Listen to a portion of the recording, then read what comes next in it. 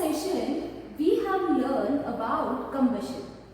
So combustion means burning of substance in the presence of air, and that will produce heat, light, as well as that gives us energy for our regular activities. In this second session we are going to learn about conditions required for combustion. So one by one we will discuss about which conditions are necessary and that will help for combustion for the substances. Okay. So for this, first we are going to perform one activity and then we'll conclude if or is that condition is required for combustion or not. So here the very interesting and you might be learn this experiment in your lower KGs, means class 3 or class 4 you have learned about it. So for this activity, read activity 6.2. Okay.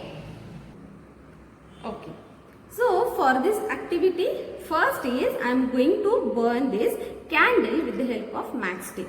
So observe. Yes. So when candle is burning, it will produces a flame.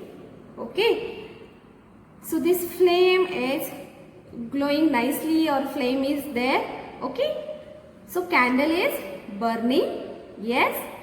Then if I place this candle as it is in the open environment, it will burn. But if I place this over the candle, what will happen? This candle is flaming or yes. So observe and just tell me. Okay. So within a few seconds the candle flame is not there. Okay. Then some gases around this candle inside this beaker. Okay. So candle stops flaming or candle is not flaming right now. Okay. So by observing this, what you have concluded? Tell me, air is responsible for burning or not? Yes, air is responsible for combustion. After this, we'll move to another part of this activity. Here, again, I have assembled something. Okay. So again for this activity, I am going to burn this candle with the help of matchstick. Sorry.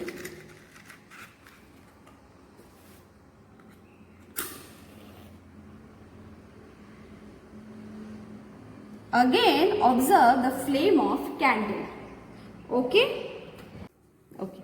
So here I have taken a candle. I have burned again this candle, and in this second part I am just going to take two wooden blocks and I am just placing these two wooden blocks on a dais. Okay. So then candle is burning. Why? Because now the candle is taking the air and it will help the candle for the burning. Okay. Then I am just placing over here one beaker. Now observe and tell me, the candle flame, look at the candle flame. Yes, the flame is still there. Okay, what happened over here? For this burning, the candle take air from surrounding because some place or some portion is here, that is make a barrier between the dais and exact beaker, and from this side which is not closed yet, that will give air to this candle, and by that the candle flame is still there. Okay, so what you have concluded from this activity? That okay, so what we have concluded by doing this activity? That the first thing, that air is necessary for the combustion and or for the burning of candle. In the first case, when the candle as it is in the open environment, it can easily take air, so the flame is there, candle is burning. Okay, and the second case, when we put this beaker on a candle, what happened? The candle flickers, the flame is flickers, and smoke is collected inside this beaker. Yes. And in the second case, if we place here a wooden blocks, okay, so it will create a space between beaker and the dais, okay, and because of that, from this little bit space, air can easily enter inside this beaker and it will help candle for the burning, okay, and that's why in this second case, the candle does not flicker and it will burn. So, by this we get a conclusion that for the combustion we require air. Because air has oxygen, some amount of oxygen, and it will help the candle for burning. Okay.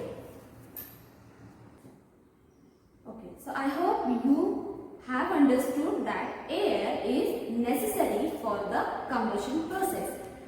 So, in the second activity, that is activity 6.3, we are again going to confirm that air is the necessary for combustion. So, in this activity, I am going to take, okay, for activity 6.3, I am going to take one piece of coal. And now observe over here, I am going to burn this charcoal on the candle flame. So look at here.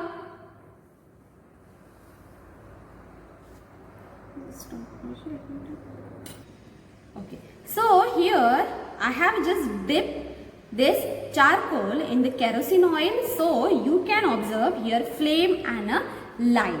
So I just burn this charcoal on the piece of a candle, okay.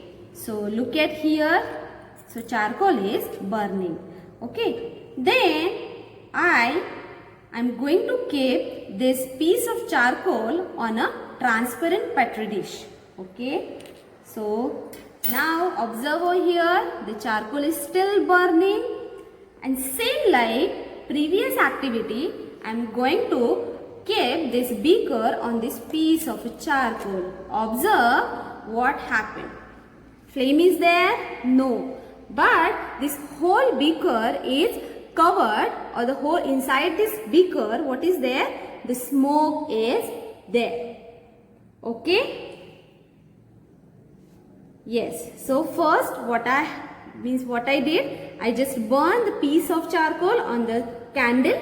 Then I place that burnt candle on a petri dish. Then I kept over there one beaker. Then what happened? All inside the beaker there is a flame. Oh sorry, there is a smoke. Okay.